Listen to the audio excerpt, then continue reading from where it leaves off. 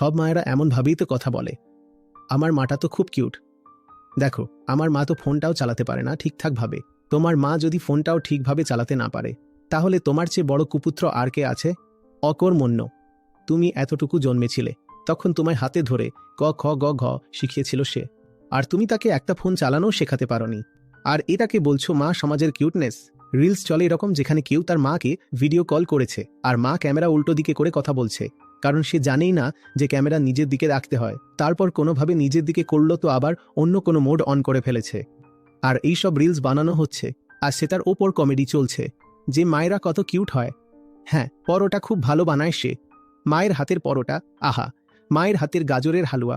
মা, আমি যেখানেই থাকি ফিরে আসব তোমার হাতের গাজরের হালুয়া খেতে। আর মা একেবারে ফুলে যায়, এমনিতেই আগেই অনেকটা ফুলে যায়, আর এরপরও তো আরও ফুলে যায়।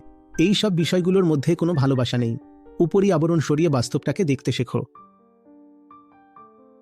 এগুলো কোনো ভালোবাসার কথা নয়, এগুলো এক একটা ভয়ানক ব্যাপার। কতটা নির্দয়ী মানুষ তোমরা! এটাকে বলছো মা সমাজের কিউটনেস? তুমি তার জীবনটাকে নষ্ট করে দিলে, আর এটাকে তুমি কিরকম কিউট ভাবে বলছো? মা সমাজ